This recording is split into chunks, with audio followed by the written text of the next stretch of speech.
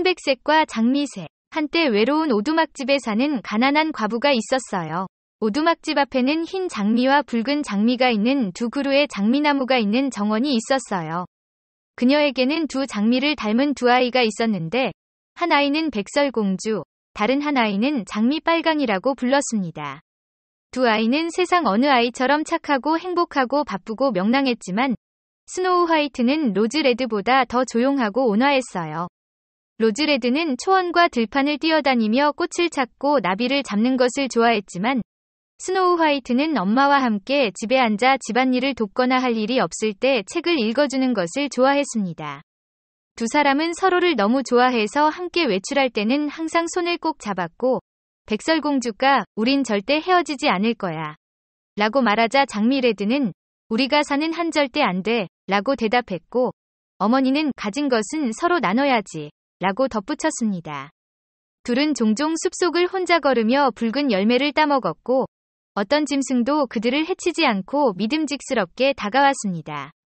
작은 토끼는 그들의 손에서 양배추 잎을 먹었고 사슴은 옆에서 풀을 뜯었고 사슴은 즐겁게 뛰어 지나갔으며 새들은 나뭇가지에 가만히 앉아 그들이 아는 것을 노래했습니다. 숲에 너무 오래 머물러 있다가 밤이 되자 이끼 위에 누워 서로 몸을 밀착하고 아침까지 잠을 잤는데 어머니는 이 사실을 알고도 슬퍼하지 않았다. 숲에서 밤을 지새우고 새벽이 되어 잠에서 깨어났을 때 침대 근처에 빛나는 하얀 드레스를 입은 아름다운 아이가 앉아있는 것을 보았습니다. 아이는 일어나서 그들을 친절하게 바라보았지만 아무 말도 하지 않고 숲속으로 사라졌습니다. 그리고 주위를 둘러보니 그들은 절벽 근처에서 자고 있었고 어둠 속에서 몇 발자국만 더 갔어도 절벽 아래로 떨어질 뻔한 것을 보았습니다. 그리고 그들의 어머니는 착한 아이들을 지켜보는 천사가 틀림없다고 말했습니다. 스노우 화이트와 로즈레드는 어머니의 오두막집을 너무 깔끔하게 관리해서 그 안을 들여다보는 것이 즐거웠습니다. 여름에는 로즈레드가 집을 돌보고 매일 아침 어머니가 깨어나기 전에 침대 옆에 각 나무에서 장미 한 송이와 함께 꽃 화환을 놓았습니다. 겨울에는 백설공주가 불을 피우고 주전자를 바구니에 걸었습니다. 주전자는 구리로 만들어져 금처럼 빛났고 너무 밝게 광택이 났습니다. 저녁에 눈이 내리자 어머니는 백설공주야, 가서 문을 잠가라 고 말했고 두 사람은 불 주위에 둘러앉아 어머니는 안경을 벗고 큰 책을 소리내어 읽었고 두 딸은 앉아서 경청했다. 그리고 그들 근처에는 어린 양 한 마리가 바닥에 누워 있었고 그 뒤에는 흰 비둘기 한 마리가 날개 아래에 머리를 숨기고 앉아 있었습니다. 어느 날 저녁 그들이 함께 앉아 있을 때 누군가 문을 두드리며 들어오라는 듯이 문을 두드렸습니다. 어머니는 로즈레드, 빨리 문을 열어라. 피난처를 찾는 나그네일 거야. 로즈레드는 불쌍한 사람인 줄 알고 문고리를 뒤로 밀었지만 문에 커다란 검은 머리를 박은 것은 곰이었어요. 로즈레드는 비명을 지르며 뒤로 뛰어내렸고 양은 낑낑거렸고 비둘기는 펄럭였고 스노우 화이트는 엄마의 침대 뒤로 숨었죠. 그러나 곰은 말하기 시작했고 두려워하지 마세요. 당신을 해치지 않을 것입니다. 나는 반쯤 얼어붙었고 당신 곁에서 조금만 몸을 따뜻하게 하고 싶어요. 그의 어머니는 불쌍한 곰이라고 말했다. 불 옆에 누워있지만 털을 태우지 않도록 조심하세요. 그런 다음 그녀는 백설공주, 장미빨강, 나와, 곰은 너를 해치지 않을 거야. 그는 좋은 뜻이야 라고 울었습니다. 그래서 그들은 둘 다 나왔고 조금씩 양과 비둘기가 가까이 다가와 그를 두려워하지 않았습니다. 곰이 얘들아, 내 털에서 윤을 조금 털어내자 라고 말하자 빗자루를 가져와 곰의 털을 깨끗이 쓸어내자 곰은 불 옆에 쭈그리고 앉아 만족스럽고 편안하게 으르렁거렸어요. 얼마 지나지 않아 그들은 서투른 손님에게 장난을 치며 집처럼 편안함을 느꼈습니다. 그들은 곰의 머리카락을 손으로 잡아당기고 발을 등에 대고 굴리거나 개암나무 막대기를 들고 때렸고 곰이 으르렁거리자 웃음을 터뜨렸어요. 하지만 곰은 모든 것을 참아냈고 너무 거칠어지자 이렇게 외쳤어요.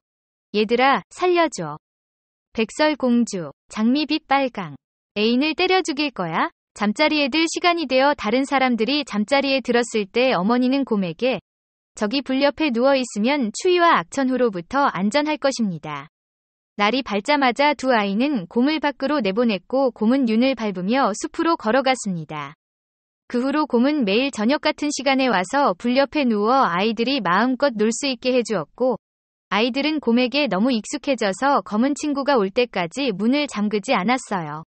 봄이 오고 온 세상이 푸르러졌을 때 어느 날 아침 곰이 백설공주에게 말했어요. 곰아, 어디로 가니? 백설공주가 물었습니다. 숲으로 들어가서 사악한 난쟁이들로부터 내 보물을 지켜야 해요.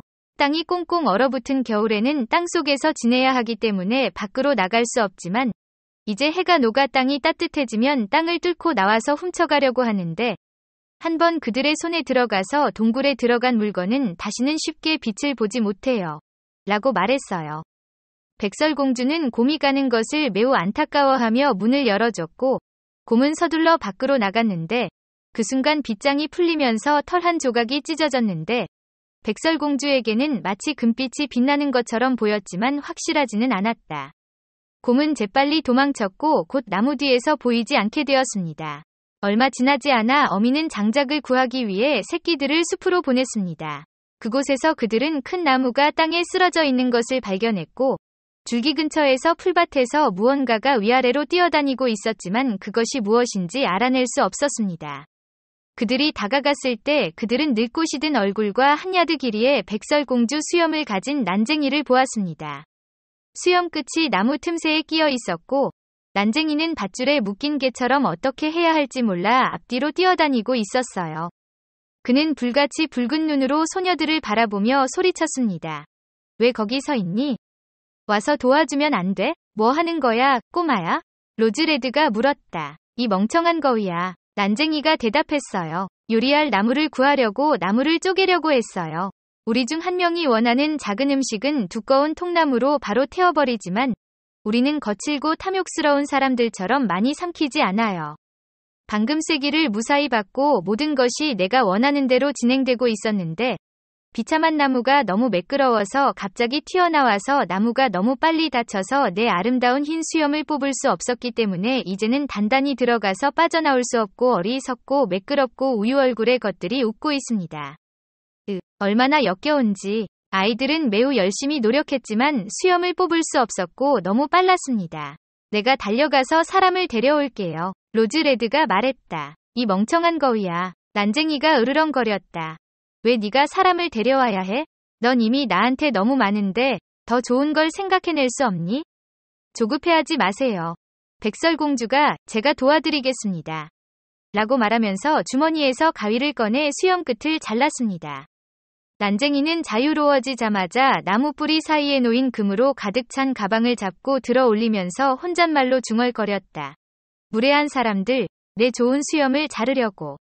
너한텐 불운이 닥칠 거야. 그리고는 자루를 등 뒤로 휘두르며 아이들을 쳐다보지도 않고 걸어나갔다. 얼마 후 백설이와 장홍이는 물고기를 잡으러 나갔어요. 개울가에 다다랐을 때 커다란 메뚜기 한 마리가 마치 물속으로 뛰어들듯이 뛰어드는 것을 보았어요. 그들은 그쪽으로 달려갔고 그것이 난쟁이임을 알았습니다. 어디 가는 거야? 로즈레드는 물에 들어가고 싶지 않아? 라고 물었습니다. 난쟁이는 난 바보가 아니야. 저주받은 물고기가 나를 끌어당기려고 하는 게 안 보여? 라고 외쳤어요. 작은 남자는 낚시를 하고 있었는데 불행히도 바람이 줄로 수염을 비틀어 놓았습니다. 바로 그때 큰 물고기가 물었고 연약한 생물을 그것을 뽑을 힘이 없었고 물고기가 우위를 점하고 난쟁이를 끌어당겼습니다.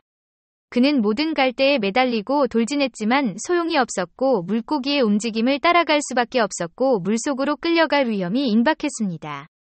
때마침 도착한 소녀들은 그를 붙잡고 줄에서 수염을 풀어주려고 했지만 수염과 줄이 단단히 얽혀서 헛수고였습니다. 가위를 꺼내 수염을 자르는 것 외에는 할 수 있는 일이 없었고 그 과정에서 수염의 일부를 잃었습니다. 난쟁이는 이 모습을 보고 외쳤습니다. 이 두꺼비 새끼야, 사람의 얼굴을 망가뜨리는 것이 괜찮은 일인가? 내 수염 끝을 자르는 것으로 충분하지 않았습니까? 이제 가장 좋은 부분까지 잘랐구나. 내 백성들에게 내 모습을 보여줄 수 없다.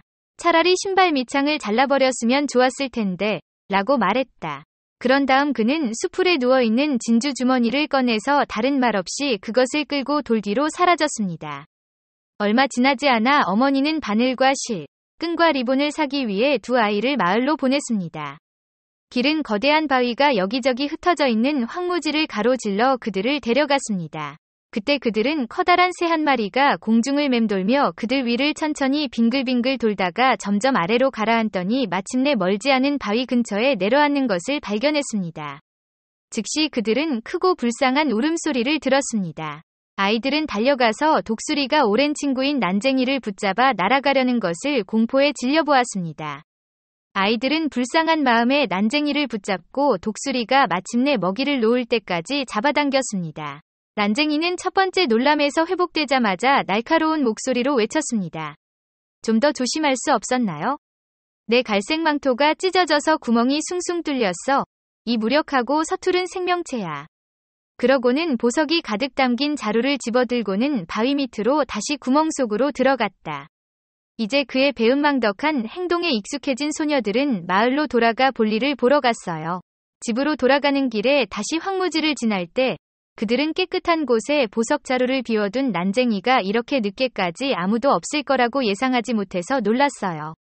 저녁 햇살이 눈부시게 빛나는 돌들을 비추자 보석들은 형형색색으로 반짝이며 아름답게 빛났고 아이들은 발걸음을 멈추고 바라보았습니다. 왜 그렇게 멍하니 서 있니? 난쟁이가 울부짖으며 잿빛 회색 얼굴이 분노로 구릿빛으로 변했습니다. 그가 여전히 말을 하고 있을 때 큰 으르렁거리는 소리와 함께 검은 곰 한 마리가 숲에서 뛰쳐나왔다. 난쟁이는 겁에 질려 벌떡 일어났지만 곰이 이미 가까이 왔기 때문에 동굴에 닿을 수 없었습니다. 그러자 난쟁이는 공포에 질려 외쳤어요. 친애하는 곰씨, 저를 살려주세요. 제 모든 보물을 드릴게요. 저기 누워있는 아름다운 보석을 보세요. 내 목숨을 줘요. 나 같은 작은 친구에게 무엇을 원하십니까? 당신은 당신의 이빨 사이에서 나를 느끼지 못할 것입니다. 이 사악한 두 소녀를 데려가라. 어린 메추라기처럼 살이 쪄서 너를 위한 부드러운 음식이니 제발 자비를 베풀어 먹어라. 곰은 그의 말에 귀를 기울이지 않고 발로 사악한 생물을 한 번 쳤는데 다시는 움직이지 않았습니다. 소녀들은 도망쳤지만 곰이 그들에게 불렀습니다. 백설공주와 장미 빨강, 두려워하지 말고 기다려. 내가 너와 함께 갈게. 그러자 그들은 그의 목소리를 알아보고 기다렸고 그가 그들에게 다가오자 갑자기 곰 가죽이 벗겨지고 금색 옷을 입은 잘생긴 남자가 서 있었습니다. 그는 나는 왕의 아들이지만 보물을 훔쳐간 사악한 난쟁이의 마법에 걸려 곰이 되어 숲속을 뛰어다니다가 그의 죽음으로 풀려났다. 고 말했습니다. 이제 그는 마땅한 벌을 받았습니다. 스노우 화이트는 그와 결혼했고 로즈레드는 그의 동생과 결혼하여 난쟁이가 동굴에 모아둔 큰 보물을 함께 나눴어요. 노모는 오랜 세월 동안 아이들과 평화롭고 행복하게 살았어요. 그녀는 두 그루의 장미나무를 가지고 창문 밖에 서 있었고 매년 가장 아름다운 흰색과 빨간색의 장미를 맺었습니다.